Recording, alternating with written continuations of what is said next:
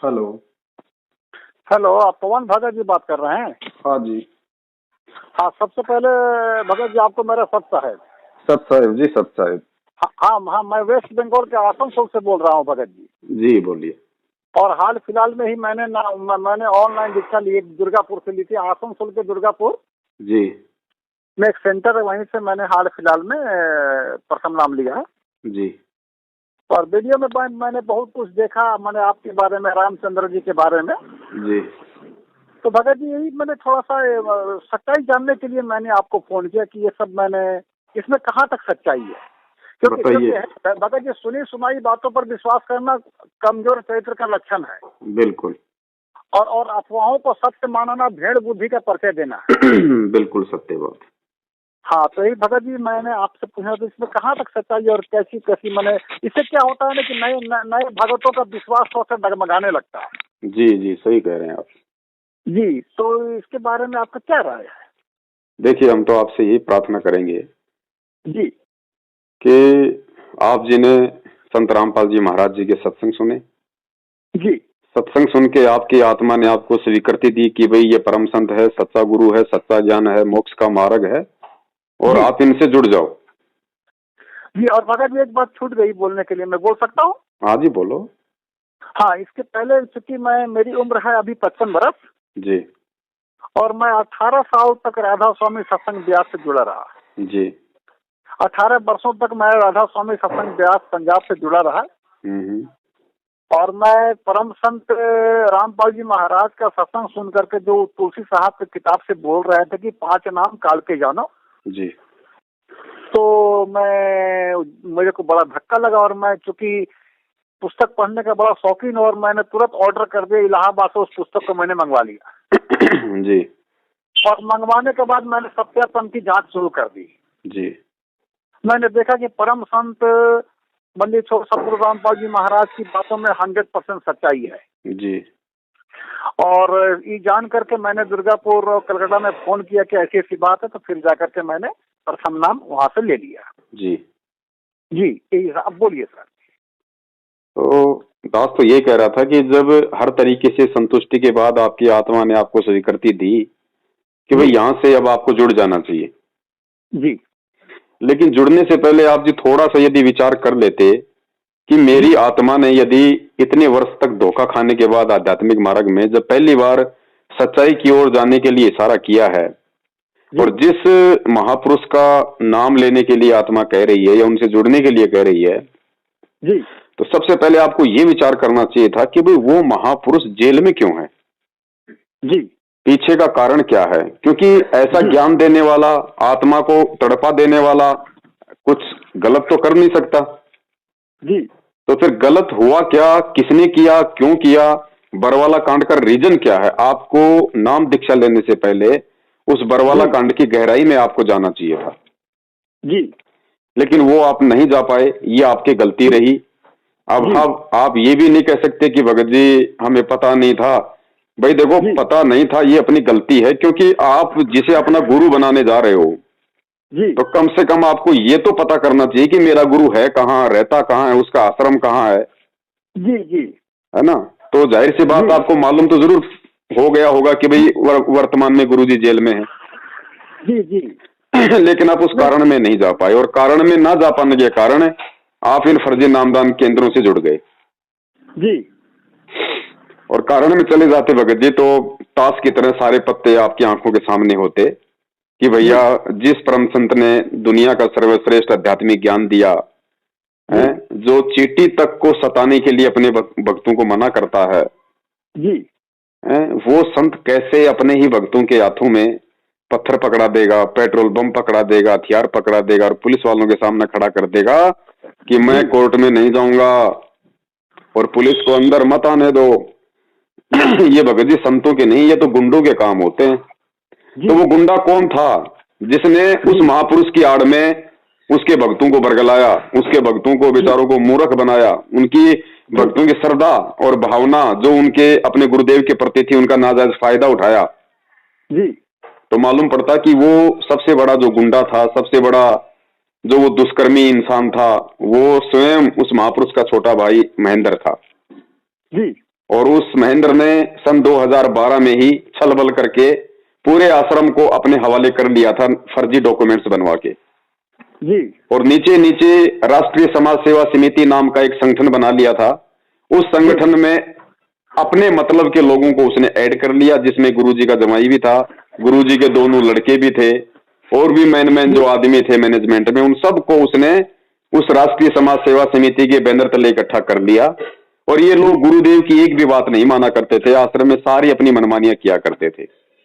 गुरुदेव का करोथा कांड का सन 2006 का जो मामला था जी, जिसमें आर्य समाजियों के साथ में झगड़ा हुआ था, क्योंकि परमात्मा ने आर्य समाजी महर्षि दयानंद सरस्वती के द्वारा एक सत्यार्थ प्रकाश पुस्तक लिखी थी जी। और महर्षि दयानंद जी ने क्या किया कि उन्होंने वेदों का अनुवाद तो किया उसने बाद में, और पहले उन्होंने अपना जो अनुभव था भगवान को जानने का, पहचानने का, वो उन्होंने सत्यार्थ प्रकाश नाम की पुस्तक में लिख दिया और लिख करके उस पुस्तक को उन्होंने समाज में वितरित कर दिया। जी जी जी, उन्होंने सबका पर्दाफाश किया, राधा स्वामी मत का भी पर्दाफाश किया और समाज के प्रति मैंने सभी संतों महात्मा नकली गुरुओं को उन्होंने पर्दाफाश कर ही दिया। जी जी जी। नहीं, वो बात आपकी सही है, लेकिन मैं जिस पॉइंट पे आ रहा हूँ और जहां पे आपको लेके जाना चाहता हूँ, मैं उस पॉइंट पे आ रहा हूँ भगत जी। वो तो आपने देख लिया होगा सारा, हमें पता है अब तो। जी। तो महर्षि दयानंद जी ने सत्यार्थ प्रकाश को पहले लिख के समाज में बांट दिया। बोलिए। तो महर्षि दयानंद जी ने सत्यार्थ प्रकाश को लिख के पहले मार्केट में बांट दिया जी, और बाद में जब उन्होंने वेदों को देखा कि वेदों में क्या लिखा है, तो वेदों में तो बिल्कुल विपरीत लिखा हुआ था जो उन्होंने सत्यार्थ प्रकाश में लिखा था। तो फिर महर्षि दयानंद जी ने क्या किया कि सत्यार्थ प्रकाश वाली बात को ऊपर रखने के लिए वेदों के अर्थों में अनर्थ कर दिया जी, जिसका पर्दाफाश सतगुरु रामपाल जी महाराज जी ने किया। जी जी। और जब उसका पर्दाफाश सतगुरु रामपाल जी महाराज जी सार्वजनिक तौर पे सत्संगों में, टीवी चैनलों पे करने लगे, तो आर्य समाज के जो कुछ प्रतिनिधि थे जिनकी रोजी रोटी उन शास्त्रों को बेच के चल रही थी, उन लोगों ने बेचारी भोली जनता को भड़काना शुरू कर दिया कि रामपाल जी गलत अनुवाद बता रहे, महर्षि दयानंद जी की निंदा करते हैं, सत्यार्थ प्रकाश की निंदा करते हैं। इस तरह से लोगों को भड़का के उन्होंने करोथा कांड करवाया। और करोथा कांड में प्रशासन भी उन्हीं आर्य समाजियों के साथ में था।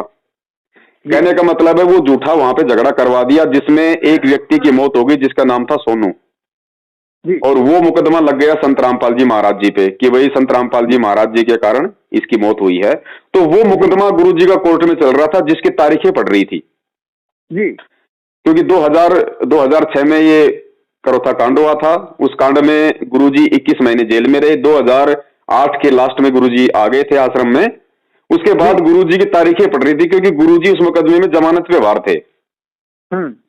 अब जमानत पे बाहर हैं तो जाहिर सी बात है भगत जी कोर्ट में तो जाना ही पड़ेगा तारीखों पे। जी जी। लेकिन इन लोगों ने क्या किया, ये जो सतलोक आश्रम मैनेजमेंट हरियाणा था जी, इन लोगों ने गुरुजी को उन तारीखों पे नहीं जाने दिया और हर बार ये लोग कोर्ट को गुमराह करते रहे। कभी तो गुरुजी का फर्जी मेडिकल बना के दे दिया कि वे बीमार हैं, कभी मेडिकल बना दिया कि वे यहाँ है ही नहीं, वे बाहर हैं। इस तरह से इन्होंने कोर्ट की भगत जी 42 बार अवमानना की, 42 बार जी। और वो 42 बार अवमानना होते होते सन 2014 का टाइम आ गया जी। अब भगत जी कोर्ट की भी कुछ मर्यादा होती है, उनके भी कुछ नियम है भगत जी जी। तो 42 बार यदि आप किसी की अवमानना करोगे तो सरकार के पास तो सारे अधिकार हैं जी। तो उन्होंने आदेश दिया फिर कोर्ट ने कि भाई ये तो कानून का मजाक बनाया जा रहा है। संत रामपाल जी महाराज जी यदि सही हैं, वो गलत नहीं है, तो इसका निर्णय सांसारिक तौर पे संत रामपाल जी महाराज जी नहीं कर सकते। इसका निर्णय करेगा प्रशासन, इसका निर्णय करेगा कोर्ट। तो कोर्ट में उनको हाजिर होना चाहिए। अगर वो सच हैं तो उनको कोर्ट में जाने से दिक्कत क्या है जी। लेकिन इन लोगों ने गुरु जी को एक आम व्यक्ति मान के, एक आम संत मान के इन्होंने गुरु जी से भी झूठ बोला और उधर इन लोगों ने जो है यहाँ जो अपनी जो न्यायपालिका है, जो कोर्ट है, उसमें भी झूठा मेडिकल गुरु जी का लगाते रहे। नौबत यहां तक आ गई कि पुलिस को, न्यायालय के द्वारा पुलिस को फाइनली टारगेट मिल गया कि संत रामपाल जी महाराज जी को फला फला तारीख को कोर्ट में हाजिर करो, चाहे वे बंकर में छुपे हों, चाहे वो पाताल में छुपे हों, चाहे वो कहीं भी हो, उनको कोर्ट में पेश किया जाए। उसके लिए चाहे कुछ भी छल बल का प्रयोग किया जाए। जी। तो कोर्ट ने अपनी कोशिश की तो सतलोक आश्रम मैनेजमेंट हरियाणा ने, क्योंकि भगत जी बहुत ज्यादा अहंकारी लोग हो चुके थे, ये बहुत ही ज्यादा मनवस हो चुके थे, काल का इनके ऊपर अटैक हो चुका था, क्योंकि मनमानियां किया करते थे ये लोग गुरुजी की आड़ में। जी जी जी जी। तो इनको लगा कि हमारे पास तो लाखों भगत हैं, इतना पैसा है, सरकार हमारा क्या बिगाड़ देगी जी। तो इन्होंने क्योंकि गुरुजी से तो आम व्यक्ति को मिलने दिया नहीं जाता था आश्रम में जी, तो इन लोगों ने क्या किया भगत जी, गुरुजी की आड़ में, जी गुरुजी के आदेश की आड़ में, और इन्होंने परमात्मा को, जब बरवाला कांड हुआ तो उससे 4 दिन पहले इन लोगों ने परमात्मा को जान से मारने की कोशिश भी की, और इन्होंने गुरुजी को नजरबंद कर दिया जी। ठीक है जी, ये गुरुजी के बयान है, मैं नहीं बोल रहा ये बात, ये संत रामपाल जी महाराज जी के खुद के मीडिया को सामने दिए गए बयान है। उन्होंने खुद मीडिया के सामने अपने वीडियो में कहा है कि मुझे भी आश्रम में रोक के रखा हुआ था। अब मैं छुपा नहीं रहता तो मेरे को जान मार देते। जी जी जी हाँ, अगर मैं छुपा नहीं रहता तो ये लोग मुझे मार देते, ये उनके बयान है। और सत्यवादी कभी झूठ नहीं बोलता, और वास्तव में इन्होंने ऐसी हरकत की थी, क्यों की थी, क्योंकि ये लोग ज्ञान को ना समझ पाने के कारण उनको गुरु या परमात्मा नहीं मानते थे, केवल उनको एक साधारण सा संत मानते थे जी। तो जब कोर्ट ने फाइनल टारगेट जब दिया, वो टारगेट के भैया किसी भी तरह से उनको पेश किया जाए जी, और जब इनको मालूम पड़ा कि प्रशासन आश्रम के ऊपर चढ़ाई करने वाला है, सरकार मुस्तैद हो गई है, 3-4 आर्मी की टुकड़ियां आ गई है बीएसएफ वगैरह की, तो इन्होंने ऑल ओवर इंडिया में जो भी इनका नेटवर्क था, जितने भी इनके कोऑर्डिनेटर थे, उनके माध्यम से फरमान जारी करवा दिया कि गुरुजी का आदेश है और जितने भी जो जवान भगत हैं वो सभी सतलोक आश्रम बरवाला में आ जाओ, वरना सबका नाम खंड हो जाएगा, गुरुजी का आदेश है जी। तो बेचारे जो भगत थे अपने भाव और श्रद्धावश आश्रम की तरफ दौड़ लिए। आश्रम में जाने के बाद उनको आदेश दिया गया कि गुरुजी का आदेश है, गुरुजी कोर्ट में नहीं जाना चाहते और पुलिस आश्रम के अंदर नहीं आनी चाहिए, तो आप लोगों ने कमांडो बनना है, कमांडो। तो बेचारे भक्तों को काले कपड़े पहना पहना के उनके हाथों में जो है लठ दे दे के सारी इन्होंने पूरी व्यवस्था कर ली, पेट्रोल के बम बना लिए, जो है छोटी छोटी ईंटें तोड़ के रख ली, और कुछ मतलब बंदूकधारियों को इन्होंने बाहर से बुलवा लिया। हाँ। और आश्रम के अंदर पूरा मुस्तैद हो गए कि यदि पुलिस अटैक करती है तो आर पार की लड़ाई होगी जी। अब भगत बेचारा भोला होता, उसको नहीं पता इन सब बातों का, क्योंकि नए नए लोग जुड़ते हैं, उनको नहीं पता होता। तो भक्तों ने सोचा भाई वास्तव में गुरुदेव का आदेश होगा, और गुरुदेव का आदेश है तो उसकी पालना करनी पड़ेगी, वरना फिर हमारा तो जीवन बेकार हो जाएगा जी। तो भगत बेचारे इस भाव में आके वहां पे कमांडो बन गए और पुलिस वालों से लड़ने के लिए तैयार हो गए जी। फिर हरियाणा प्रशासन ने देखा कि भाई संत रामपाल जी ने तो अपना पूरा मतलब सैन्य दस्ता तैयार कर लिया है, पूरे कमांडो तैयार कर लिए हैं।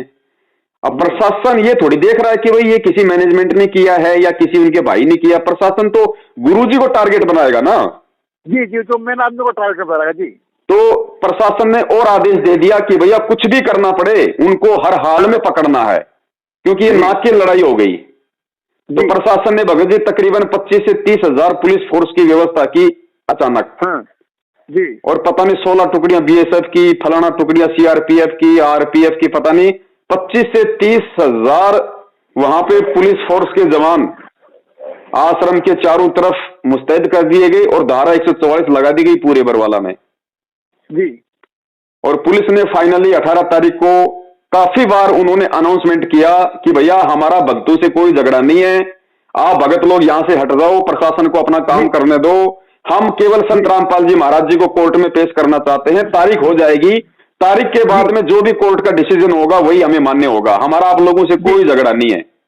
जी जी, ठीक है। तो उसी समय ये जितने भी मैनेजमेंट के लोग थे, आपने इनके इंटरव्यू भी देखे होंगे, हमने भी भेजे हैं, तो खुद वहां पे संत रामपाल जी महाराज जी का जो भाई है महेंद्र, उसने मीडिया को इंटरव्यू दिया कि संत रामपाल जी महाराज जी आश्रम के अंदर मौजूद नहीं है, हमने उनको स्वास्थ्य इलाज के लिए परसों बाहर भेज दिया हॉस्पिटल जी। अब भगत जी पुलिस है, वो कोई मूर्ख थोड़ी है भक्तों की तरह।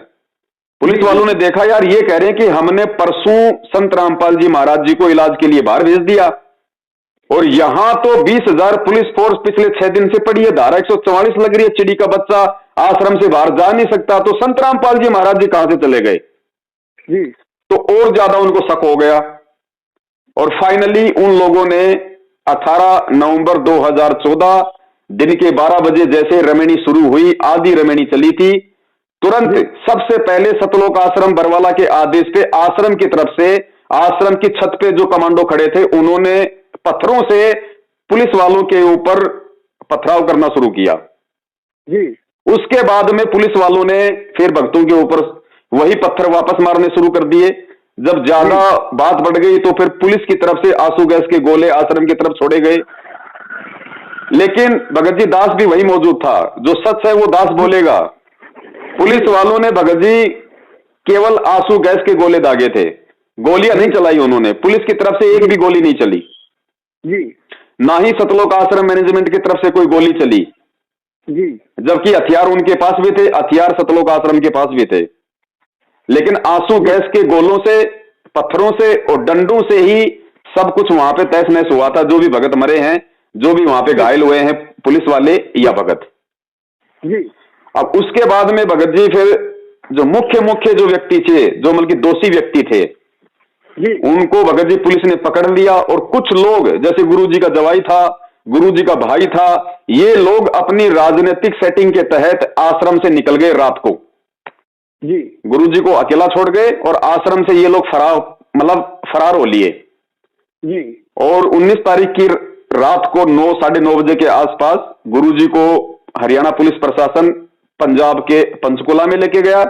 पंचकुला में पहुंची पुलिस की टीम 1 बजे, गुरु जी का मेडिकल हुआ। गुरु जी बिल्कुल स्वस्थ थे, किसी प्रकार का कोई बीमारी, कोई रोग नहीं था जी। जो ये लोग झूठे मेडिकल बना के दे रहे थे कि वो अस्वस्थ हैं, बेड से उठने की भी उनकी हिम्मत नहीं है, वही गुरु बिल्कुल स्वस्थ पाया गया। क्योंकि गुरु ने पहले कह दिया था कि मुझे तो बंधक बना के रखा हुआ था, मेरी कोई बात ये लोग नहीं मान रहे थे। जी। जी। तो हॉस्पिटल से नीचे जैसे ही गुरुदेव आए तो गुरुदेव को मीडिया वालों ने पूछा कि रामपाल जी आपने जो गुंडे तैयार कर रखे थे, आपने जो इतना सब कुछ किया, तो गुरु जी ने कहा भाई मेरे कोई गुंडे नहीं थे, वो राष्ट्रीय समाज सेवा समिति के थे। हाँ, वो वीडियो मैंने देखा है जी। तो गुरु जी ने स्पष्ट कहा कि भाई वो मेरे नहीं थे, वो राष्ट्रीय समाज सेवा समिति के थे। तो मीडिया वालों ने कहा कि रामपाल जी समिति भी तो आपकी है। तो गुरुदेव ने कहा कि नहीं, समिति मेरी नहीं है जी। तो ये क्लियर हुआ, सब कुछ साफ हो गया कि भाई ये जो भी कांड हुआ, जो भी कांड करवाया, ये केवल संत रामपाल जी महाराज जी के भाई और मैनेजमेंट के कुछ लोगों ने अपनी मनमानी हरकतों के चलते अहंकार में आके इन्होंने ये कांड करवाया। उसके बाद जब कोर्ट की प्रक्रिया शुरू होती है जी, और जब गुरु जी के बयानों की बारी आती है, या जैसे जो रिमांड हुआ उनका वहां पे जी, और जो भी अखबार में आता था, जो भी सारी सिस्टम थे, उसमें गुरु जी ने मैनेजमेंट को ही दोषी बताया, ना किसी आर्य समाज को दोषी बताया, ना किसी नेता को दोषी बनाया, ना किसी प्रशासन को दोषी बताया। गुरु जी का जो भी बयान बाहर आया उसमें यही आया कि रामकुमार ढाका, बलजीत और राजेंद्र ने मेरा बना बनाया आशियाना उजाड़ दिया और आश्रम में जो भी गलत काम हुए वो सतलोक आश्रम मैनेजमेंट हरियाणा और समिति वाले लोग किया करते थे जी। और पिछले 6 साल से इसका सबसे बड़ा जो सबूत है जी, वो सबूत ये है कि पिछले 6 वर्षों से भगत जी, संत रामपाल जी महाराज जी के लाखों की संख्या में भगत हैं जी। आज तक सतलोक आश्रम मैनेजमेंट हरियाणा के द्वारा, उनके भाई के द्वारा, ना ही तो एक बार भी चंडीगढ़ हाई कोर्ट में सतगुरु रामपाल जी महाराज जी की जमानत लगाई गई जी, और ना ही सतगुरु रामपाल जी महाराज जी के जो बयान है कि उन्होंने किसको दोषी बताया, वो बयान आज तक संगत में नहीं भेजे गए। आज तक जी। बयान इसलिए नहीं भेजे गए क्योंकि बयान तो इन लोगों के पास है ही, क्योंकि मैनेजमेंट ने ही बाद में वकील खड़े किए जी। तो बयान तो इनके पास हैं, लेकिन उन बयानों में स्पष्ट लिखा हुआ है कि बरवाला कांड का जो मुख्य दोषी है वो राष्ट्रीय समाज सेवा समिति है जी। इसलिए ये लोग संगत में बयानों की कॉपी, फोटोकॉपी 6 साल हो गए आज तक नहीं भेज रहे। अगर ये भेज देंगे तो संगत को मालूम पड़ जाएगा कि गुरुजी ने किसको दोषी बताया है जी। और जब मालूम पड़ जाएगा संगत को कि सतलोक आश्रम मैनेजमेंट हरियाणा को गुरुदेव ने दोषी बताया है और जो उनका भगोड़ा भाई है जो आज तक पुलिस से छुपता हुआ फिर रहा है, ये सब लोग बरवाला कांड के दोषी हैं, तो उसके बाद भगत जी इन फर्जी नाम दान केंद्रों पे कौन जाएगा, कौन यहां से नाम दीक्षा लेगा, कौन इनको दान का पैसा देगा, कौन इनको ज्योति पाठ का पैसा देगा, कौन इनके कहने पे उल्टे सीधे आदेश मानेगा जी। तो ये इनकी पूरी भगत जी राम कहानी है। अब हम लोग ये जो सच्चाई है, इस सच्चाई को हम भगत समाज तक पहुंचा रहे कि भैया ज्ञान को आधार बनाओ, हमारे गुरुदेव सच्चे परमात्मा है, पूर्ण परमेश्वर है, वो ना कभी गलत वो कर सकते, ना किसी को गलत करने का आदेश दे सकते। और आज उनके जेल जाने के बाद उनके आदेश की आड़ में जो ये पीले पर्चे आते हैं, ये नकली ऑडियो आती हैं, इनमें यही आदेश आते हैं कि बीजेपी को वोट दो, कांग्रेस को वोट दो, है उसको आरक्षण में सहयोग करो, उसको ये करो। तो भैया जो आदेश गुरुजी ने 27 साल से हमें सत्संगों में नहीं दिए, हमें राजनीति से, इस वोटबाजी से हमेशा दूर रहने का आदेश दिया, वही गुरु जेल जाने के बाद में अपने सत्संगों के विरुद्ध कैसे अपने भक्तों को राजनीति की आग में डाल देगा जी। और जिस गुरु ने अपना विधान बताया कि गुरु बिन माला फेरते, गुरु बिन देते दान, और गुरु बिन दोनों निष्फल है चाहे पूछो वेद पुराण, और परमेश्वर कहते हैं कि 10वां अंश गुरु को दीजिए। 10वां अंश यानी अपनी आमदनी का 10वां हिस्सा दान के रूप में अपने गुरु के हाथों में देना है कि 10वां अंश गुरु को दीजिए, ताते जन्म सफल कर लीजिए। अब बताओ, वो दान का पैसा, वो ज्योति का पैसा आज गुरु के हाथों में ना देके ये बेचारी भोली संगत इन काल एजेंटों के हाथों में दे रही है, इनके फर्जी नामदान केंद्रों पे जमा करा रही है, तो भगत जी भगत समाज को लाभ कहां से मिलेगा? कभी कभी भगत जी मन में थोड़ा सा हमारा, चूंकि अभी मैं तो नया नया हूँ ना जी, और बहुत सारे सत्संग भी गुरु महाराज का बहुत डेढ़ 3-4 बहुत सारे सत्संग भी मैंने सुना, किताब को भी अध्ययन किया जी।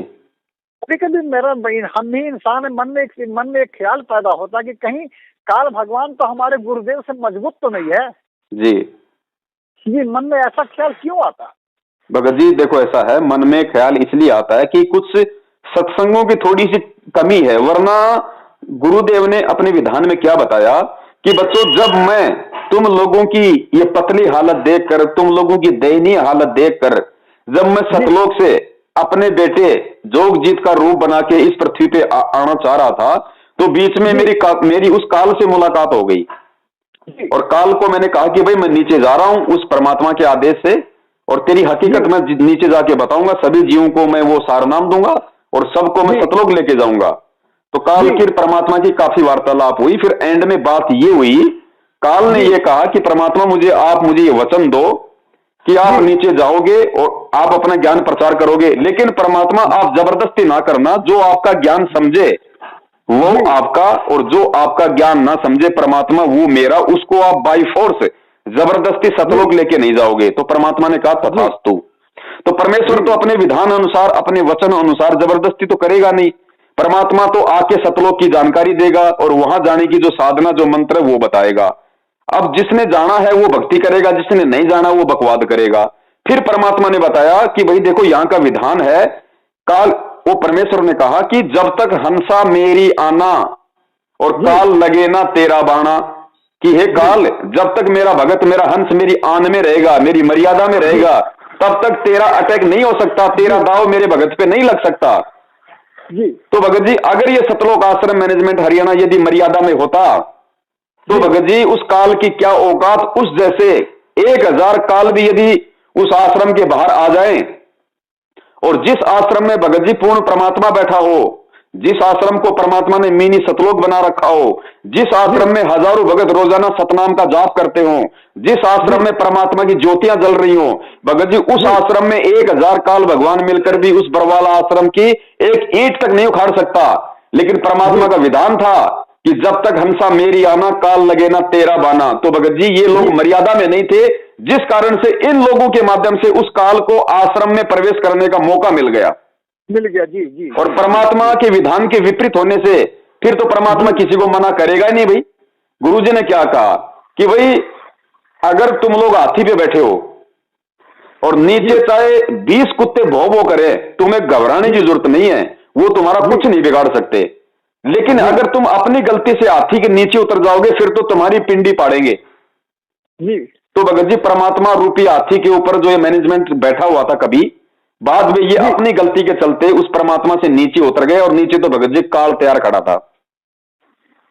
अब देखिए, मैंने कहा जाता है ना कि गुरु पुण्य आत्माओं को मिलते हैं जी, गुरु पुण्य आत्माओं को अपने शरण में लेते हैं जी। तो वो पुण्य आत्मा जब गुरु के शरण में चल जाते हैं तो फिर गुरु द्रोही कैसे बन जाते हैं भगत जी? देखो भगत जी, बात ऐसा है, ये जीव आत्मा ऐसा तो है नहीं कि आप और हम सबको परमात्मा जब यहाँ सतलोक से आए तो हम सबको अपने साथ में लेके आए थे। हम तो परमात्मा से बहुत ही पहले यहाँ पे आए हुए ना जी। भाई, इस 21 ब्रह्मांड में परमात्मा बाद में आए, पहले हम आए काल भगवान के साथ। जी। और जब परमात्मा प्रथम सतयुग में इस पृथ्वी पे आए, तब तक तो भगत जी हमारे इतने कर्म बिगड़ चुके थे, हमने इतने, कभी वो कसाई के जन्म भोगे, कभी राजा के जन्म भोगे, कभी आम व्यक्ति के जन्म भोगे, तो हमारे इतने कर्म बिगड़ चुके हैं, इतने कर्म बिगड़ चुके हैं भगत जी, हमारे ऊपर इतने पाप कर्मों का बोझ है, जो परमात्मा धीरे धीरे उसको साफ करने में लगे हुए हैं। तो होता क्या भगत जी, परमात्मा की जो शरण जीव को मिलती है ना, वो शरण उसके उन अनंत युगों वाले जो जन्म है, उन जन्मों में उसने जो अच्छे काम किए, जो पुण्य काम किए, उन पुण्य कर्मों के आधार से परमात्मा उसको मानव जन्म देके अपनी शरण में लेता है। इसलिए परमात्मा उनको कहता है कि पुण्य आत्मा। अब साथ में पुण्य के साथ साथ उस आत्मा के पाप कर्म भी उसके साथ में रहते हैं जी। अब वो आत्मा सतगुरु की शरण में आने के बाद इस ज्ञान को आधार बनाकर यदि और अपने पुण्य बनाएगी मर्यादा में रहके, जी, तब तो पुण्य आत्माएं रहेगी, उसके ऊपर कोई दाव नहीं लगेगा। और वो आत्मा सतगुरु की शरण में आने के बाद भी यदि वो छल बल को नहीं छोड़ेगी, राग द्वेष ईर्ष्या को नहीं छोड़ेगी, अपनी मनमानी हरकतों को नहीं छोड़ेगी, तो भगत जी परमात्मा का विधान है काल भगवान के साथ कि परमात्मा जबरदस्ती ना करना, जो आपका ज्ञान समझ के आपको स्वीकार करे वो आपका, और जो आपका ज्ञान समझ के फिर भी बकवाद करे वो मेरा। जी। तो जो बकवाद करता है भगत जी, फिर काल उस पर हावी हो जाता है और फिर उसके अंदर वो गुरु और भक्ति के प्रति उल्टी भावना भर देता है, जिसके चलते फिर वो गुरुद्रोही हो जाता है। हाल फिलहाल में एक वीडियो मैंने देखा था भगत जी, जी, जिसमें आपकी मैंने बातों में उतना मैंने इतना ज्यादा दम था जी। वो वीडियो मैंने देखा था कि आप जवाब दे रहे थे इनका कि रंभदूत के एक नितिन रायजादा नाम के जो संत कबीरपंथी बने हुए हैं। जी जी जी। उसका वीडियो मैंने आपको देखा था, शायद एक साल पहले का होगा, मैंने परसों ही देखा था। जी जी जी। जिसमें आपने उनको चैलेंज भी किया था कि मुझे आकर के मेरे से इस टॉपिक पर आप बात कर सकते हो। भगत जी मदन पंथ को आज भी चैलेंज है, आज भी अगर वो चाहे तो किसी भी दिन इस कबीर पंथ पे ज्ञान चर्चा के लिए आ सकता है भगत जी। जी। और दूसरी बात एक तो ये भगत जी उनको भी मैंने वीडियो देखा था, संजय नाम के भगत जी जो है जी, हिमाचल प्रदेश में गुरु बन करके बैठे हैं जी, वो संत रामपाल जी के ही महाराज के शिष्य है ना। हाँ जी, संत रामपाल जी महाराज जी के शिष्य थे और शुरू में बरवाला कांड के बाद वो भी हमारे साथ मिलके सच्चाई संगत को बता रहा था जी। लेकिन बाद में चल के उसके मन में दोष आ गए, जैसे गुरु जी को उम्र कैद हुई जी, तो उसके मन में दोष आ गए, क्योंकि कहीं ना कहीं वो गुरु को मानुस मान रहा था, तो उसके मन में दोष आ गया कि अब गुरु जी जेल से बाहर नहीं आने। और जिस प्रकार गुरु जी की गैर हाजिरी का और भक्तों के भोलेपन का ये सतलोक आश्रम मैनेजमेंट हरियाणा फायदा उठा के अपने धर्म को धंधा बना लिया, क्यों ना तू भी उसी राह पे चल जी, तो उसके मन में दोष आया और उसने भी अपना अलग से चिमटा गाड़ लिया। अच्छा, फिलहाल एक वीडियो मैंने देखा था 2014 में, एक निरंकारी महात्मा नाम लिए थे जी, वो बिहार के ही थे। अच्छा। और उन्होंने शायद 52,000 लोगों को नाम भी दिया था जी। और निरंकारी पद पर वो थे, वो छोड़ करके सदगुरु रामपाल जी के शरण में आए थे। 2014 को उन्होंने नाम दीक्षा ली थी। नहीं आया भगत जी, वो शरण में आकर भी शरण में नहीं आया,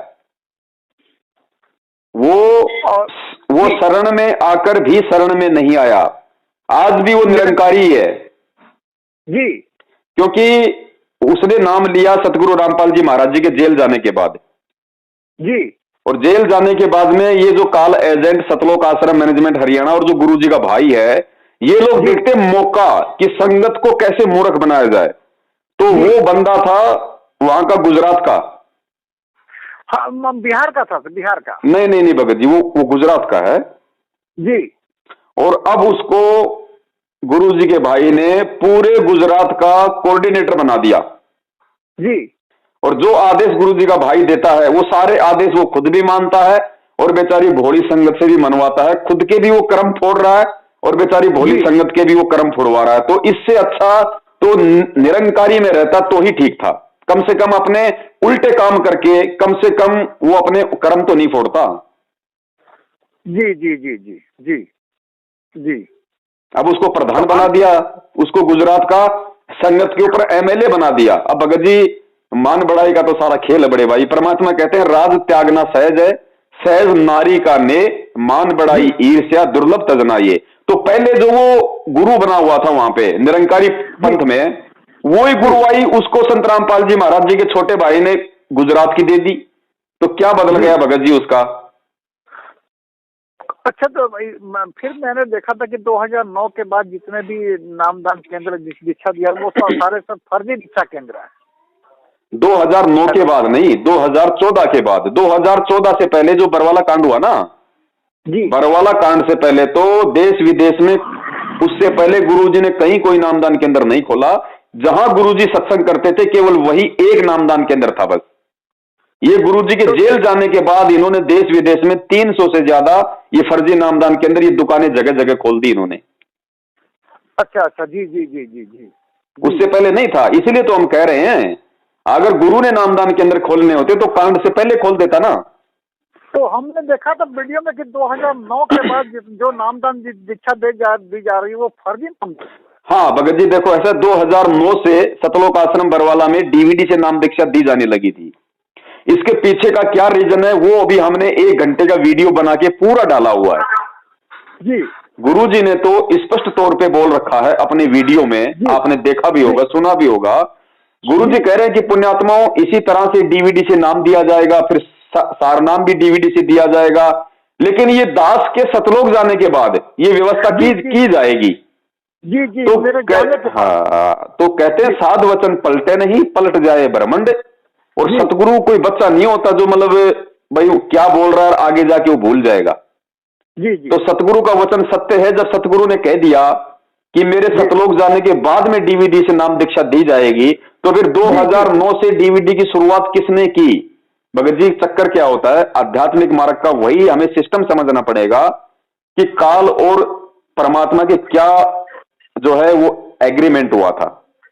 काल ने कहा था परमात्मा जबरदस्ती ना करना, तो परमात्मा ने जब वो सत्संग कर दिया, परमात्मा ने उससे पहले भी कई बार बोल दिया कि नाम देने का अधिकारी केवल परमात्मा होता है और मेरे अलावा कोई नामदान नहीं देगा, ठीक है। और वो डीवीडी परमात्मा ने 2005 में बना दी थी, ध्यान रखना।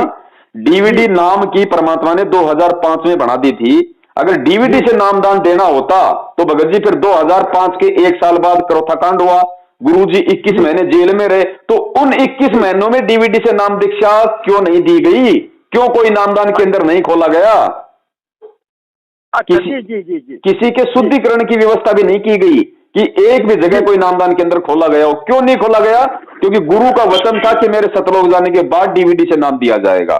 जैसे ही गुरुजी कांड के बाद 2008 के लास्ट में आए जी, और आश्रम में बहुत सारे भगत आने लग गए, बहुत सारी संगत नाम दीक्षा के लिए आने लगी, तो ये लोग तो गुरुजी को गुरु मानते ही नहीं थे, उनके परिवार वाले, भाई बंधु, रिश्तेदार, और यही लोग गुरुजी के आसपास रहा करते थे जी। तो इन लोगों ने गुरुजी को सलाह दी जी कि गुरुजी आप बहुत ज्यादा जो है आप मतलब परेशान हो जाते हो, आप क्या क्या काम करोगे, आप ये शास्त्रों का आप ये अध्ययन भी करते हो, आप भक्तों को आशीर्वाद भी देते हो, सत्संग भी करते हो, तो गुरुजी आपको भी थोड़ा बहुत तो समय चाहिए, टाइम चाहिए आराम के लिए जी। क्योंकि इन्होंने गुरु को परमात्मा नहीं माना, गुरु को अपने जैसा एक मतलब बूढ़ा इंसान मान रखा था जी। तो परमात्मा तो भगत जी जबरदस्ती नहीं करता, और परमात्मा ने एक तीर से 2 शिकार करने थे। ऐसा भी नहीं है कि वो गुरुजी की ही मतलब सहमति नहीं थी, गुरुजी की भी उसमें सहमति थी। क्योंकि अगर ये लोग इतने समझदार होते तो परमात्मा को ये सलाह ना देते कि गुरुजी अब डीवीडी से नाम दीक्षा शुरू कर दो और आप थोड़ा आराम करो जी। जब गुरु ने देखा इन नालायकों को इतना ज्ञान नहीं है तो क्यों ना इनको एक झटका दे दिया जाए। जिस प्रकार 650 साल पहले परमात्मा ने उस गणिका माई को, जब ये मैनेजमेंट वाले जब वहां पे जो आश्रम के जो प्रबंधक थे, जब उसको आश्रम में बेचारी को परेशान करने लगे कि तू वैश्या है, सत्संग सुनने के लिए मत आया कर, तेरे कारण हमारे गुरुजी पूरे काशी में बदनाम हो रहे हैं, तब परमात्मा ने सोचा कि इतने साल मैंने ज्ञान दिया, इन नालायकों को यह भी समझ में नहीं आया कि कौन बदनाम होता है, और संगत के ये ठेकेदार बन गए, तो क्यों ना इनकी मैं एक वो फड़क निकाल लूं जी। तो ठीक इसी प्रकार परमात्मा को जब इन्होंने सलाह देनी शुरू की बात बात पे जी, भगत जी ये बात मैं कोई अपनी तरफ से नहीं कह रहा, जब 2012 में इन लोगों ने राष्ट्रीय समाज सेवा समिति का संगठन बनाया था, तो उसका इन्होंने जो बल्कि संविधान बनाया था 12-13 पेज का जी, तो उस संविधान के पेज नंबर जो पॉइंट नंबर 12 के ऊपर इन्होंने लिखा हुआ, वो मेरे पास रखा हुआ है, मैंने संगत में जो है मतलब भेज भी रखा है। उसके पॉइंट नंबर 12 पे सतलोक आश्रम मैनेजमेंट हरियाणा ने ये लिखा है कि उसमें लिखा है कि राष्ट्रीय समाज सेवा समिति संत रामपाल जी महाराज जी से किसी भी कार्य में कोई दिशा निर्देश नहीं लेगी जी। और संत रामपाल जी महाराज जी का काम केवल इतना है कि वो शास्त्रों का अध्ययन करे, भगत समाज को मतलब सत्संग करे। इसके अलावा संत रामपाल जी महाराज जी को बाकी सभी कामों से उनको फ्री रखा जाता है जी। कहने का मतलब है उस भगवान को 2 कौड़ी के जीव ने सेवा दे दी कि आपका काम केवल इतना है, आप सत्संग करो, अपना आराम करो, फालतू की बकवास नहीं, बाकी काम हम करेंगे और हम जो काम करेंगे उस काम में हम आपसे कोई सलाह नहीं लेंगे जी। तो भगत जी उस आधार से दास ये बात बोल रहा है कि इन्होंने डीवीडी की जो सलाह थी खुद इन्होंने गुरुदेव को दी, और गुरुदेव ने तो भगत जी खेल खेलना था क्योंकि संगत को ज्ञान आधार से परमात्मा ने तैयार करना था जी। तो परमात्मा ने कहा भाई ठीक है, जैसा तुम्हें उचित लगे वैसा कर लो।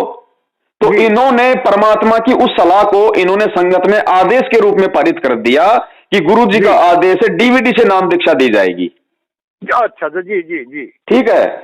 अब सतलोक आश्रम बरवाला में गुरुजी के रहते सहते जो डीवीडी से नाम दीक्षा दी जा रही थी वो गुरुजी का स्पष्ट आदेश नहीं था, लेकिन गुरुजी की इन लोगों की सलाह पे सहमति थी। और दूसरी बात, आश्रम में जो भी व्यक्ति नाम दीक्षा लेता था वो नाम दीक्षा लेने के तुरंत बाद अपना फार्म हाथ में पकड़ के गुरुजी के दर्शन के लिए जाया करता था। जी जी बिल्कुल। और जब वो गुरुजी के पास दर्शन के लिए जाता था तो परमात्मा उसके फार्म को हाथ में लेके उसके सिर पे हाथ रखते थे और कहते थे कि बेटा अच्छी तरीके से भक्ति करना, परमात्मा तुम्हारे साथ में। तो वो नाम दीक्षा अगर वो गलत थी तो भी वो सतगुरु आशीर्वाद से सही हो जाती थी जी। अब भगत जी गुरु से नाम दीक्षा लेने के बाद तब तक वो नाम काम नहीं करेगा जब तक गुरु आपको सर पे हाथ रख के आशीर्वाद नहीं देगा जी। तो इसलिए वो नाम दीक्षा को हम ठीक कह सकते हैं, लेकिन वर्तमान में ना ही तो उस गुरु का कोई स्पष्ट रूप से कोई आदेश है, ना ही नाम दीक्षा लेने वालों को गुरु का कोई आशीर्वाद मिल रहा है, और ना ही कोई भी व्यक्ति गुरु से जेल में जाके ये आदेश लेके इन नामदान केंद्रों से नाम ले रहा है। तो बताओ भगत जी, हम इसको फर्जी नाम दीक्षा ना कहें तो और क्या कहें? अच्छा, बहुत सारे इंटरव्यू ऐसा देखते हैं यूट्यूब में। हेलो जी जी। तो उस यूट्यूब में कोई बोल रहा है कि मैंने नाम दीक्षा लिया 14 को, 16 को, 18 को, 20 को डीवीडी से और मेरे को बहुत ज्यादा लाभ हो रहा है, इसमें कहाँ तक सच्चाई है? देखो बड़े भाई, लाभ मिलते हैं, परमात्मा अवश्य लाभ देता है जी। कैसे लाभ देता है भगत जी? ये है परमात्मा का भक्ति युग जी। और इस समय आत्मा को भगत जी परमात्मा की जरूरत है जी। और जो भी व्यक्ति संत रामपाल जी महाराज जी से जुड़ता है, चाहे वो ज्ञान समझ के जुड़े, चाहे वो अपने किसी दुख से किसी रोग से जुड़े, जी। वो आदमी हर जगह जा जाके, हर देवी देवता के जाके, हर हॉस्पिटल में जाके वो परेशान हो चुका, दुखी हो चुका होता है। और उसको जब कोई बताता है, थोड़ा बहुत जब वो ज्ञान सुनता है, भक्तों के इंटरव्यू देखता है, तो उस आत्मा को लगता है कि भाई यहाँ पे मेरा रोग निवारण हो सकता है जी। और जब वो परमात्मा की शरण में आता है, इन नामदान केंद्रों से नाम दीक्षा लेता है जी, तो उस समय उसको एक विश्वास होता है कि भाई भगवान मुझे अवश्य लाभ देगा जी। अब भगत जी ऐसी स्थिति में यदि वो सतगुरु अपनी तरफ से, अपने कोटे से, यदि उस दुखी आत्मा को, जो हर देवी देवता से दुखी है, हर हॉस्पिटल से परेशान है, उसको यदि परमात्मा आज भी लाभ नहीं देगा थोड़ा बहुत, तो भगत जी वो आत्मा सदा सदा के लिए भक्ति और भगवान से अविश्वास कर लेगी। और वो परमात्मा नहीं चाहता कि कोई भी आत्मा, क्योंकि भगत जी भक्ति और भगवान पे विश्वास बनाए रखने के लिए तो परमात्मा ने 3 युगों से पता नहीं कैसे कैसे खेल खेले हैं। ब्रह्मा विष्णु महेश के रूप में, दुर्गा के रूप में परमात्मा ने अपनी आत्माओं को लाभ दिया। इस दुनिया का भक्ति और भगवान से विश्वास ना उठ जाए, परमात्मा ने मीराबाई के जहर को अमृत बनाया, वरना श्री कृष्ण की हिम्मत नहीं थी जहर को अमृत बनाने की, क्योंकि जो श्री कृष्ण खुद जहर लगे तीर से मौत को प्राप्त हुआ, वो कैसे मीराबाई के जहर को भगत जी अमृत बना देगा जिसकी खुद की मौत बल्कि जहर लगे तीर से हुई? जी जी। तो उस कबीर परमात्मा ने भक्ति और भगवान पे आत्माओं का विश्वास बनाए रखने के लिए और वर्तमान समय तक इस भक्ति को जीवित रखने के लिए परमात्मा ने प्रहलाद भगत को आग से बचाया। तो भगत जी आपकी बातों ने तो मेरे को रुला कर रख दिया। तो बड़े भाई परमात्मा इसलिए लाभ दे रहा है, और जिस दिन ये भी फाइनल है, जिस दिन चाहे उस आत्मा को कितने लाभ मिल रहे हैं, कितने उसको सुख मिल रहे हैं, उस आत्मा को सुख और लाभ केवल तब तक मिल रहे हैं जब तक वो आत्मा मर्यादा में रह के भक्ति कर रही है, भले ही उसने फर्जी नामदान केंद्रों से नाम लिया, कोई दिक्कत नहीं, हमने नाम को कभी फर्जी नहीं बताया, नाम परमात्मा का है, फर्जी केवल नामदान केंद्र है और ये लोग हैं। और जब तक वो भगत मर्यादा में रह के उस नाम का सुमरण करेगा, अपनी भक्ति करेगा, भगत जी प्रॉपर उसको लाभ मिलेगा। लेकिन जिस दिन उस आत्मा को सच्चाई का पता चल गया कि नामदान केंद्र फर्जी है और ये सारा का सारा एक षड्यंत्र है, उसके बाद भी यदि वो आदमी इन्हीं लोगों से चिपका रहेगा, इन्हीं को दान धर्म देगा, भगत जी उसी दिन से परमात्मा उस आत्मा के सिर से अपना पंजा हटा लेगा। क्योंकि परमात्मा का विधान है कि शरण पड़े को गुरु संभाले, जान के बालक भोला रे, कहे कबीर तुम चरण चित राखो, ज्यों सुई में डोरा रो। परमात्मा केवल तब तक ही भगत को शरण देगा जब तक वो भोला है जी। और जब उसको ज्ञान हो गया कि ये सब कुछ ये पूरा षड्यंत्र है, बरवाला कांड केवल सतलोक आश्रम मैनेजमेंट हरियाणा का मनमाना आचरण है और गुरुजी को इन्हीं लोगों ने अपनी उल्टी हरकतों के चलते जेल करवाई है, उसके बाद भी यदि वो इनके कहने पे चलेगा, इनके नामदान केंद्रों पे जाएगा, इनको ज्योति पाठ दान का पैसा देगा, गुरुजी को 10 गालियां निकलवाने के लिए हिसार की तारीखों पे जाएगा, उसी दिन से परमात्मा उस आत्मा से दूर हट जाएगा। उसके बाद उस आत्मा को वही मिलेगा जो उसके संस्कार में है। सुख है तो सुख मिलेगा, दुख है तो दुख मिलेगा। भगत जी मैं जहाँ से नामदान लिया जी, वहाँ 2-3 बार मैं गया और वहाँ के लोग मेरे को कह रहे थे जी, और मैंने वो किया नहीं। वहाँ के लोग मेरे को कह रहे थे कि आप हो सके तो 15,000 रुपया आप वहाँ पर भेज दो आश्रम में जी, आपको करोड़ों जन्मों का पुण्य मिलेगा जी, और नहीं तो कम से कम 2100 रुपया यहाँ पर दे करके रसीद कटवा दो जी। मैंने ये दोनों में से कोई भी बात नहीं सुना जी। बहुत बढ़िया, दया परमात्मा की। जी जी। मैंने क्योंकि मैंने जैसे आपने कहा था कि दान देने का अधिकार केवल गुरु जी के हाथ में दान देना है। जी जी जी। और किसी के हाथ में दान नहीं देनी है जी। सो मैंने दान नहीं दिया। तो वे लोग थोड़ा सा नाराज हो गए जी। उन्होंने कहा कि आप इस काम करते, इतने बड़े आप ऑफिस सुपरिटेंडेंट हो, तो कम से कम 15,000 या 2100 रुपया का आप ज्योति पाठ के लिए पैसे दे दो। तो नाराज है तो नाराज है, मैं बस अपना जैसा कि आपने कहा कि मर्यादा में जो रहेगा उसी का, फर्जी नाम दान केंद्र से भी दीक्षा लेने पर उसको लाभ मिलेगा। बिल्कुल भगत जी, मर्यादा में रहनी है जी। भगत जी परमात्मा ने सन 1994 से 2014 तकरीबन 20 साल से ऊपर का समय हो गया था जी। परमात्मा ने ना तो किसी के दान के नाम पे कोई पर्ची काटी, ना किसी को परमात्मा ने कहा कि तुम दान दो। परमात्मा ने केवल एक अपना आध्यात्मिक विधान बताया कि भाई 10वां अंश गुरु को दीजिए, यानी जो 10वां अंश का पैसा जो तुम अपने गुरु को दोगे, जो कबीर परमात्मा का विधान है, उनकी वाणी है, और जो तुम 10वां अंश अपने गुरु के हाथ में दोगे वो तुम्हारा बनता है धर्म यज्ञ। और वो पैसा परमात्मा अपने ही भक्तों की सेवा में लगाता है, आश्रम बनाने में, उनके लिए भंडारे की व्यवस्था में, नहाने धोने, तो वो पैसा तुम्हारा वो धर्म में लग रहा है। तो वो पैसा तुमने दिया किसको? गुरु को। गुरु कौन? सुपात्र। और सुपात्र को दिया हुआ दान ही फलीभूत होता है, कुपात्र को दिया हुआ दान फलीभूत नहीं होगा। जी जी जी। इसीलिए परमात्मा ने भिखारी को पैसा देने से मना किया है। आप उसको भंडारा करवा दो, आप उसको खाना खिला दो, आप उसको कपड़े पहना दो, लेकिन पैसे का दान गुरु के अलावा सृष्टि में किसी को नहीं देना, या जब तक गुरु आपको आदेश नहीं दे कि बेटा तू इसको पैसा दे दे जी, तब तक जी। और ये बहुत लंबी चौड़ी कहानी है भगत जी। चलिए आपसे बात करके मेरे को मैंने बहुत कुछ, मैंने आँख के सामने जो काली पट्टी लगी हुई थी थोड़ी बहुत ढीली हो चुकी है। वो दया करेंगे परमात्मा। वैसे तो आंखों की सारी काली पट्टी उतारने के लिए परमात्मा ने कोई हजारों वीडियो बनवाए, 5 साल में हजारों वीडियो जी। और भगत जी वही बात है, परमात्मा देखो भगत जी, ये भक्ति इतनी आसान नहीं है। ये भक्ति अगर इतनी आसान होती भगत जी, यहाँ तो हर कोई पार हो जाता, कौन बचता इस लोक में। भगत जी आप यकीन मान लेना, वर्तमान में भी यदि किसी को पार होना है, देखो सतगुरु क्या बोलता है, सतगुरु के इशारों को समझना पड़ेगा।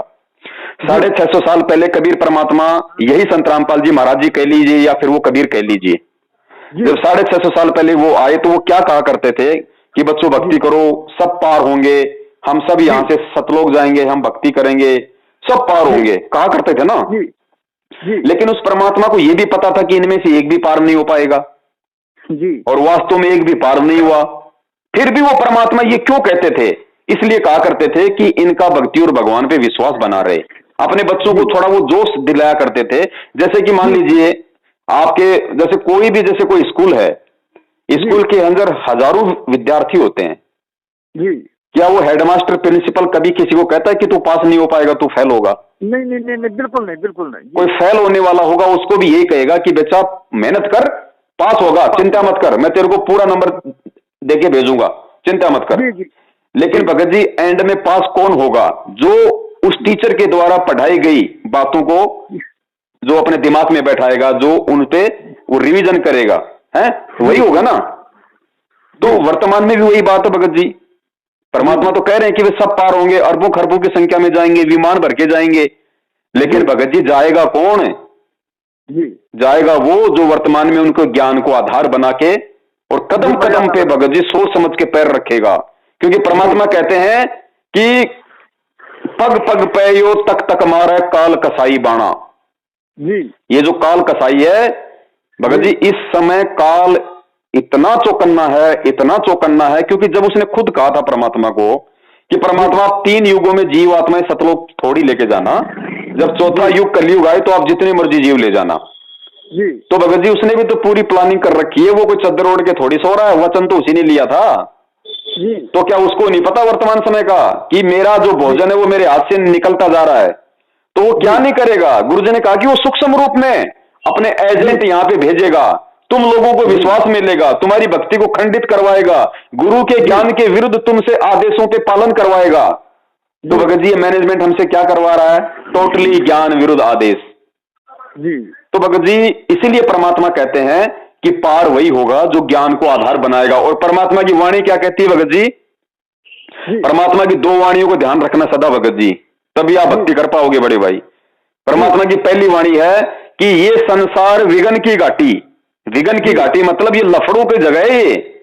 ये संसार विघन की घाटी, कोई निकलेगा बिरला सूर, कोई सूरमा भगत ही यहां से निकलेगा इस कलयुग की पिछली पीढ़ी में। और दूसरा परमात्मा ने कहा, मालिक की वाणी है कि खोकापुर में काग मिले दिन दोई रे, और अरबों में कोई हंस हमारा होए रे। अरबों भक्तों में, करोड़ों भक्तों में कोई एक हंस होगा परमात्मा का जो कलयुग की इस पिछली पीढ़ी में भी जाने के लायक बनेगा भगत जी। लेकिन ये मौका दिया परमात्मा ने, चाहे तो हर कोई वो हंस बन सकता है, चाहे तो हर आदमी वर्तमान समय में, क्योंकि ये मोक्ष मार्ग है, हर प्राणी विघन की घाटी को तोड़ सकता है, लेकिन तोड़ेगा वही जो उनके ज्ञान को आधार बना के चलेगा।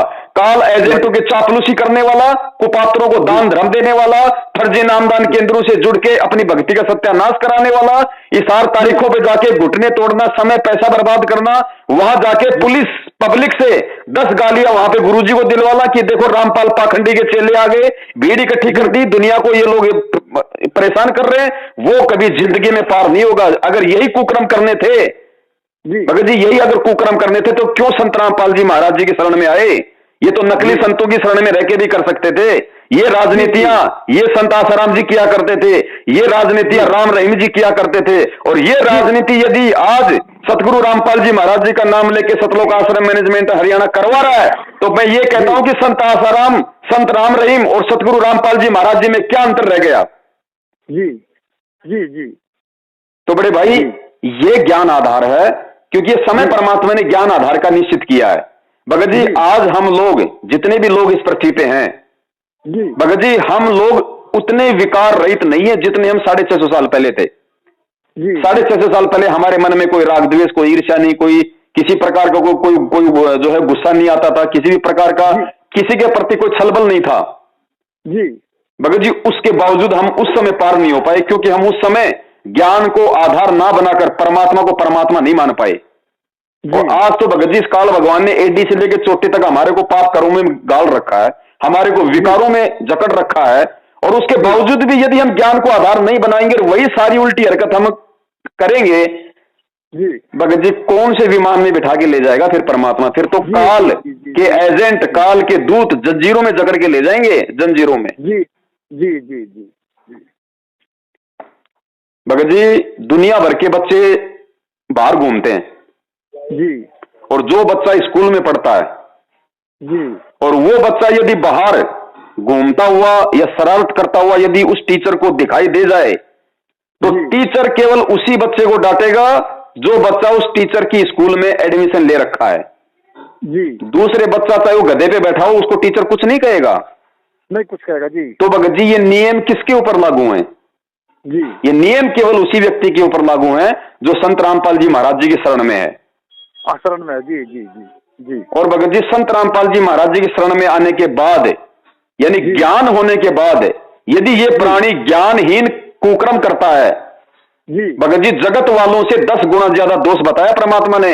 ये भगत लोग कहां अपने आप में टीटी पाक रहे हैं कि हम तो गुरु की शरण में आ गए, हमारा तो बेड़ा पार हो गया। अरे गुरु की शरण में आने के बाद तो चारों आंखें खोलनी पड़ती हैं, तब जाके बेड़ा पार होता है, वरना जगत वालों से भी ज्यादा पाप के भागी बनता है जीव।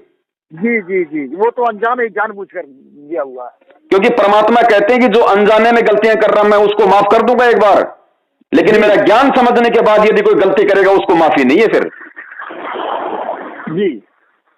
तो बड़े भाई इसलिए ये ज्ञान आधार की भक्ति वर्तमान में परमात्मा ने निश्चित की है। और जो इस ज्ञान पे चलेगा, देखो भगत जी 650 साल पहले परमात्मा आए, उन्होंने जो सत्य बोला, जो पाखंडियों के पाखंड की पोल खोली, तो उनके पीछे कितने लोग लगे, हर धर्मगुरु उनके पीछे हो गया, राजा को भड़काया। वही काम वर्तमान में संत रामपाल जी महाराज कर रहे हैं, तो उनके साथ हो रहा है, उनको देशद्रोही बना दिया गया। जी जी। और कह दिया गया कि ये तो हिंदू धर्म का नाश करना चाहता है, देवी देवताओं की भक्ति छुड़वाता है, ये तो ईसाइयों के साथ मिला हुआ है। जी। और दुनिया उनके सत्संग तक देखने से नफरत करती है। जी जी। भगत जी वही स्थिति हम जैसे भगत भाइयों के साथ हो रही है, क्योंकि हम भी उसी राह पे चल रहे हैं जिस राह पे हमारा गुरु चल रहा है। तो भगत जी हमारे को इन्होंने गुरुद्रोही बना दिया और कह दिया कि पवन दास से कोई बात कर लेगा, पवन दास के कोई वीडियो देख लेगा तो उसका नाम खंड हो जाएगा। अब भगत जी ये लोग मना इसलिए करते हैं क्योंकि अब आपने दास से तकरीबन 50 मिनट हो गए बात करते हुए जी, और आपको सारी सच्चाई समझ में आ गई। और सच्चाई समझ में आने के बाद ना तो आप इनके फर्जी आदेश पे चलोगे, ना आप इनके नामदान केंद्रों पे जाओगे, ना आप इनको किसी प्रकार का 10वां अंश ज्योति पाठ या दान का पैसा दोगे। तो इनको डर है कि अगर सारी संगत समझ गई तो तुम्हारे जो खर्चे कहां से पूरे होंगे। तुम जो आराम की कमाई खा खा के, जिसकी साइकिल चलाने की औकात नहीं, जिसकी साइकिल खरीदने की औकात नहीं, वो आज संगत के दान पे स्कॉर्पियो 20 लाख की गाड़ी में घूम रहा है, तो वापस इनको साइकिल पे आना पड़ जाएगा। मैंने वही ना भगत जी, मैंने आपसे कहा कि जब मैं नामदान केंद्र पर गया था ना जी, तो वहाँ के कुछ भगत आपका भी नाम ले रहे थे जी। तो मैंने रामचरितमानस में पढ़ा था कि सुनी सुनाई बातों पर विश्वास करना कमजोर चित्त का लक्षण है। बिल्कुल भगत जी। और अफवाहों को सत्य मानना भेड़ बुद्धि का परिचय देना है। बिल्कुल। तो मैंने उनकी बातों पर विश्वास नहीं किया, डायरेक्ट मैंने आप ही से पूछ लिया तो मेरे मन में जो भी संशय था वो सारा संशय बिल्कुल दूर हो गया। भगत जी परमात्मा ने भी यही विधान बताया। परमात्मा कहते हैं कहे कबीर सोए जन मेरा, जो नीर खीर का करे निवेरा। करे निवेरा जी। अरे हंस किसे बताया? हंस वो होता है एक गिलास के अंदर, एक कटोरे के अंदर गुरुजी बोले कि दूध और पानी को आपस में मिक्स कर दो, और जो हंस होगा वो भगत जी दूध पी लेगा, पानी को छोड़ देगा। परमात्मा ने उसको ऐसा लक्षण दिया है, उसको गुण दिया है। तो वो हंस परमात्मा ने अपने भक्तों को बनाया। किन भक्तों को? जिनके हृदय में ज्ञान समा गया, तत्व ज्ञान समा गया। अब वो भगत चाहे झूठ और सच्चाई को कितना ही मिक्स कर दो, वो परमात्मा के तत्व ज्ञान को आधार बना के दोनों तरफ की बातों को ध्यान से सुनेगा, फिर विवेक करेगा, विचार लगाएगा, और अपने गुरुदेव के द्वारा जो तत्व ज्ञान रूपी जो लालटेन दी है, जो टॉर्च उसको प्राप्त है, उस टॉर्च की रोशनी में वो साफ साफ देख लेगा कि क्या सही और क्या गलत है। जी जी जी जी जी जी जी जी। और भगत जी एक बात बताइए। हाँ एक मिनट। हाँ बोलिए। एक बात बताइए भगत जी। जी। संत रामपाल जी महाराज जी ने खुद हमें अपनी शरण में लेने के लिए जितने भी धर्म गुरु हैं, जितने भी शंकराचार्य हैं, सबके वीडियो दिखाए, सबकी पुस्तकें पढ़ाई। अरे तभी तो हम कोई निर्णय कर पाए कि भाई वो कबीर भगवान है या फिर रामकृष्ण भगवान है। अगर गुरुजी हमको ये वीडियो नहीं दिखाते, उन नकलियों के, उनकी पुस्तकें नहीं दिखाते, तो हम कैसे यकीन कर पाते कि कौन भगवान है और कौन भगवान नहीं है? नहीं, हम लोग तो कुआं का बैल और कुएं का मेढक बने रहते। तो संगत को बताओ फिर वो परमात्मा कैसे आदेश दे देगा कि पवन दास की वीडियो देखोगे तो नाम खंड हो जाएगा, जब उस परमात्मा का विधान है कि जब तक दोनों तरफ की नहीं देखोगे वो मेरा भगत ही नहीं है। मेरा भगत तो वो है जो दोनों तरफ की देखेगा। अरे देखने से नामखंड नहीं होता, देखने के बाद में गलत वस्तु को अपनाने से नामखंड होता है। जी जी जी जी जी जी। नहीं, मैं क्लियरिफिकेशन हो गया, आपसे बात करके क्लियरिफिकेशन हो गया।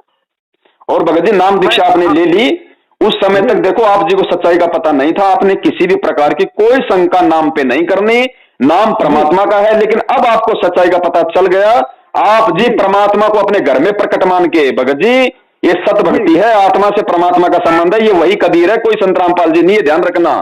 और कहते हैं मोको कहां ढूंढे रे बंदे, मैं तो तेरे पास में। जिस परमात्मा ने इतना ज्ञान देके हमारी आस्था मंदिर और मस्जिदों से हटवाई कि भगवान उन पत्थर के टुकड़ों में नहीं, भगवान तो तुम्हारे घट में है। रोज संध्या आरती करते हैं कि घट ही में गंगा, घट ही में यमुना, घट ही में है जगदीश। तो जगदीश कौन है? जगदीश कोई विष्णु भगवान थोड़ी है, जगदीश यानी कबीर परमात्मा, जगत का ईश। तो गुरुदेव कह रहे कि वो तो तेरे घट में है, तेरे घर में बेटा, मैं तो तेरे साथ में हूं, मोको कहां ढूंढे रे बावड़े, मैं तो तेरे पास में है। अब इन्होंने क्या कर दिया कि अगर गुरुजी कहीं है तो केवल नामदान केंद्रों पे है। इन्होंने वही नकली पंडित अज्ञानी धर्मगुरु वाली परिपाटी पे ये भगत समाज को लेके जा रहे हैं कि अगर तुम्हें कोई प्रार्थना करनी है तो नामदान केंद्र पे करो, पाक ज्योति का पैसा जमा करना तो नामदान केंद्र पे करो, भगवान से कोई संकल्प लेना तो नामदान केंद्र पे करो। गुरुजी कहीं है, अगर तुम्हारा नाम खंड हो गया, मर्यादा खंड हो गई तो नामदान केंद्र पे आओ। अरे भैया, नामदान केंद्र पे भगवान को तुमने रस्सियों से बांध रखा है क्या, जो हमारे को केवल वही मिलेगा जी।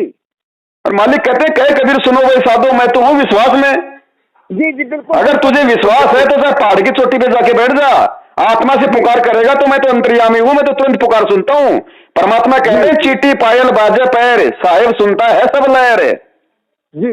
अरे महाभारत के युद्ध में उस टटीरी पक्षी जिसको ये भी नहीं पता कि राम कौन है, कबीर कौन है, उसने आत्मा से पुकार की थी। परमात्मा ने अंडों की रक्षा के लिए इंद्र के हाथे घंटा तोड़ के महाभारत के युद्ध में डाल दिया और अंडों की रक्षा की जी। तो वही परमात्मा तो आज हिसार जेल में बैठा है, हमारे पास में है, हमारे साथ में है, उसी का तो हमें शब्द मिला हुआ है। तो क्या वो हमारी नहीं सुनेगा? हम तो डायरेक्ट उसके शरण में जी। लेकिन सुनेगा उसकी जिसको विश्वास होगा। जी बिल्कुल बिल्कुल। जी जी। अन्यथा भगत जी वो कस्तूरी वाले हिरण की तरह चाहे भटकते रहो पूरी जिंदगी, भगवान नहीं मिलेगा। जी ठीक है भगत जी। ठीक है बड़े भाई। हेलो, हाँ आपसे बात करके बहुत मेरे शंकाओं का समाधान हो गया, बहुत ही अच्छा लगा मेरा। हेलो, ठीक है बड़े भाई। और हाँ भगत जी यही मेरा व्हाट्सएप नंबर है, मेरा शुभ नाम है मनोज कुमार लाला। ठीक है बड़े भाई, ठीक है, दया मालिक की। ठीक है सत साहिब। बोलो सतगुरुदेव की जय हो।